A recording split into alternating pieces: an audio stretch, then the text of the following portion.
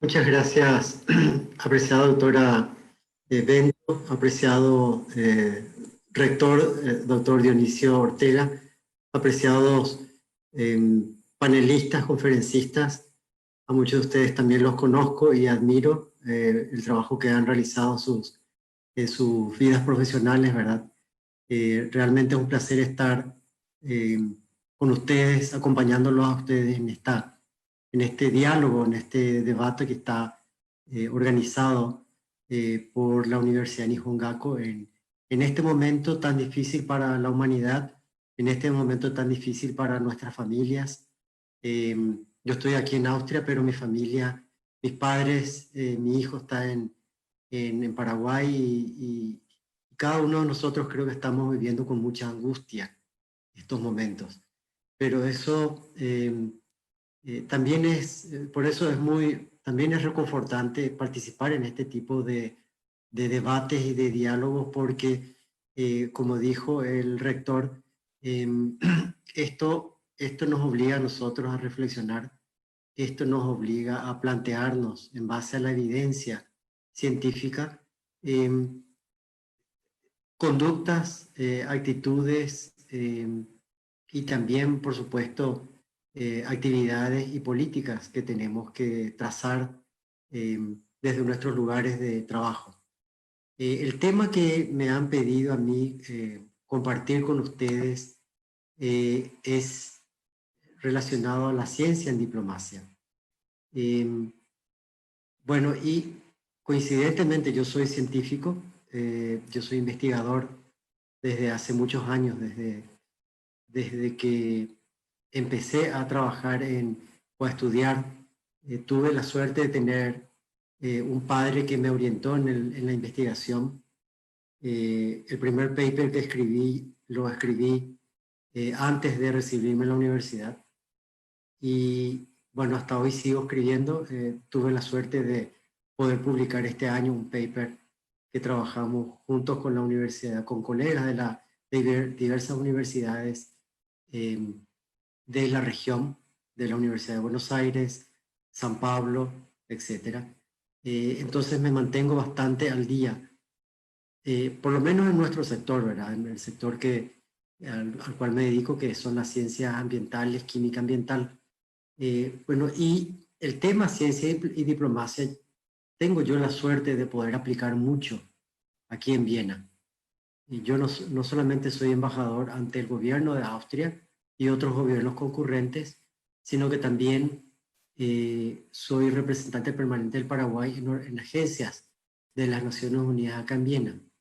Entre ellas es el Organismo Internacional de Energía Atómica o el Tratado para la Prohibición de los Ensayos Nucleares, eh, también la Organización de Naciones Unidas para el Desarrollo Industrial, también la Organización de Naciones Unidas contra el Crimen y las Drogas. Bueno, todas estas agencias tienen temas vinculados con la ciencia. Y en particular con la formación que yo tuve y con la profesión que tengo, que soy químico, entonces tengo la suerte de poder aplicar mis conocimientos y en base a ello poder entender muchos temas que se debaten y sobre los cuales después tenemos que tener una posición como país. Eh, no quiero entrar en muchos detalles en esos puntos, ¿verdad? Porque me voy a salir del tema de la intervención. Eh, pero quisiera explicar un poquito lo que es la epistemología de la ciencia y la diplomacia. Eh, y la ciencia en diplomacia se puede categorizar en tres acepciones, ¿verdad? La ciencia en diplomacia que viene a ser la ciencia que brinda el asesoramiento digamos, a los hacedores de la política de relaciones exteriores para poder informarlos y apoyarlos en la política que dicta el Poder Ejecutivo en materia de asuntos exteriores o de política exterior. Entonces, es la ciencia que brinda asesoramiento para apoyar a la política de relaciones exteriores. Eso es ciencia en diplomacia.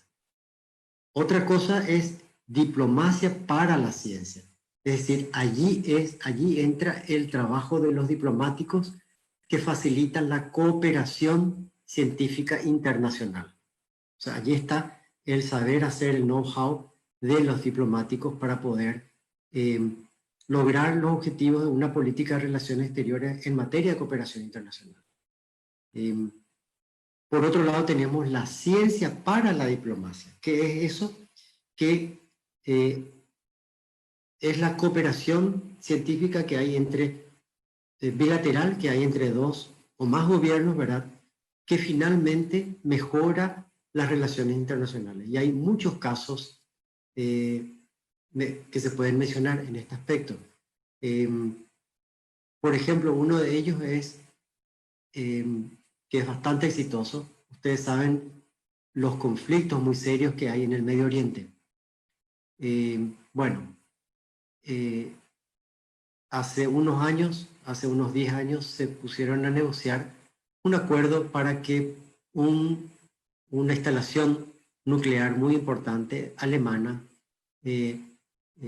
pueda ser instalada en Jordania y que esta instalación nuclear, que tiene fines de medicina, médicos, un sincrotrón, pueda ser utilizado por varios países, entre ellos países que ni siquiera se reconocen diplomáticamente, ¿verdad?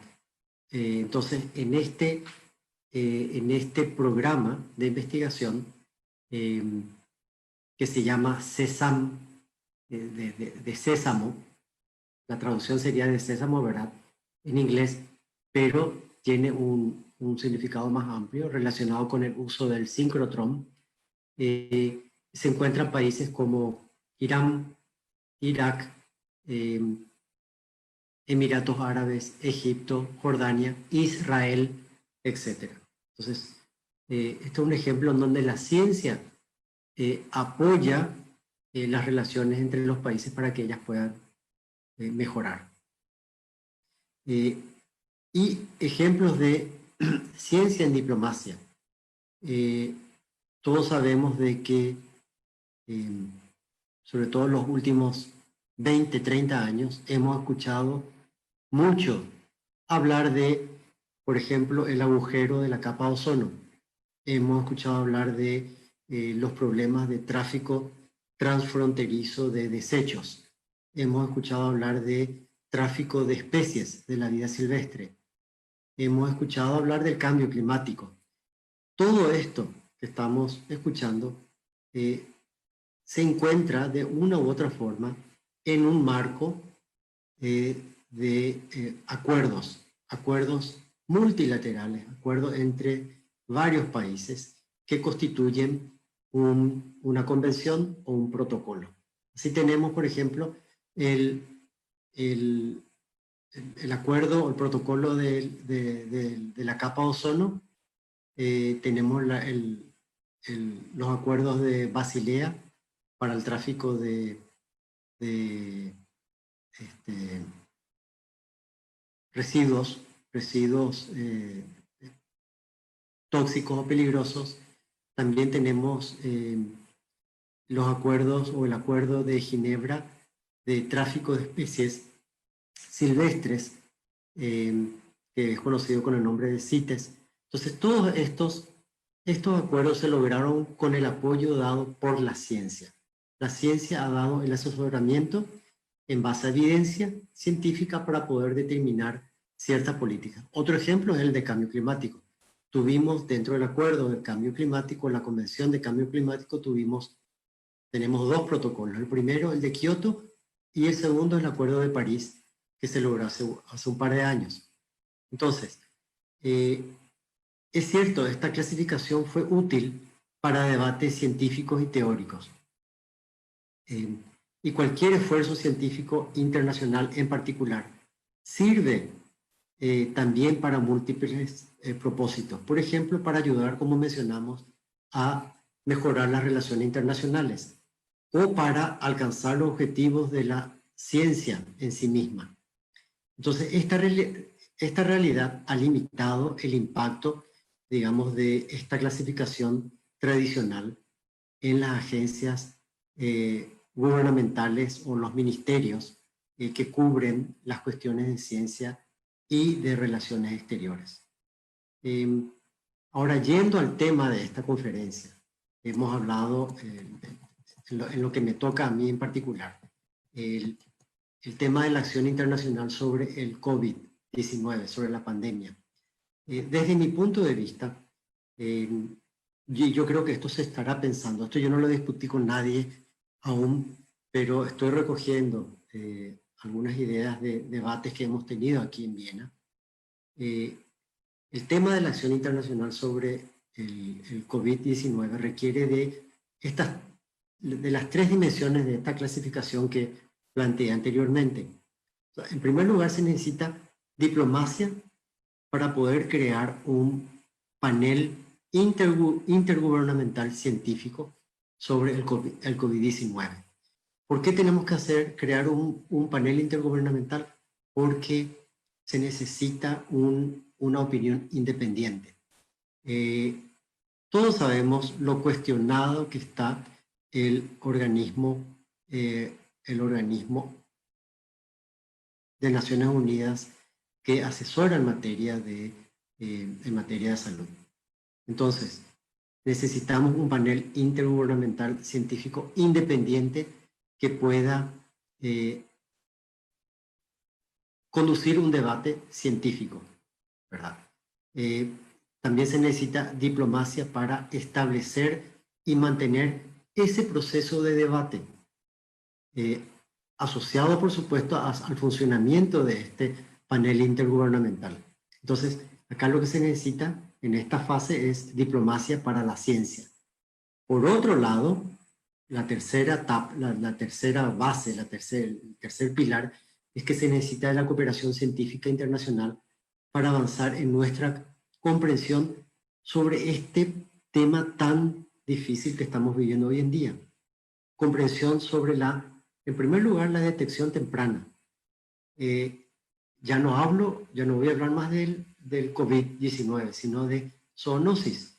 Hace 4 días, se publicó en The European Scientist, que se hizo eco también de otra publicación científica, de que se detectó un virus que tiene características también de potencial de poder generar potenciales pandemias. Entonces necesitamos esa capacidad de detección temprana de pandemias relacionadas con zoonosis. Necesitamos también de la cooperación científica internacional para el tratamiento de esta enfermedad. Estamos escuchando hablar de la hidroxicloroquinina, estamos escuchando hablar de una antiviral, el Remdesivir.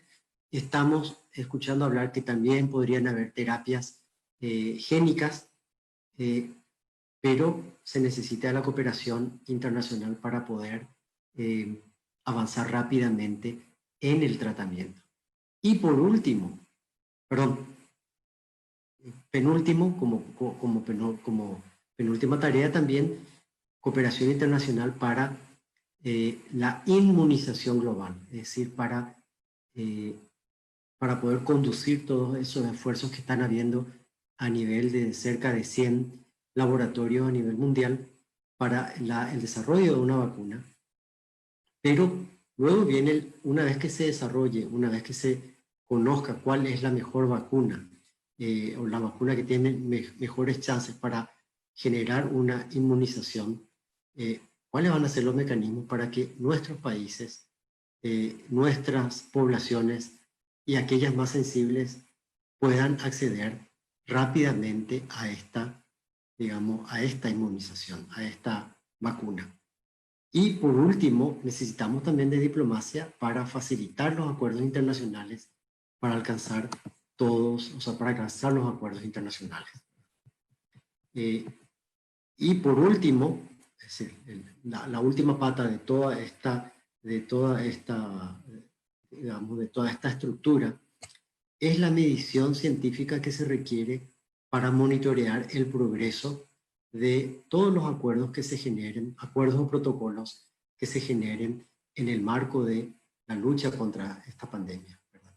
Es decir, también esto es ciencia en diplomacia.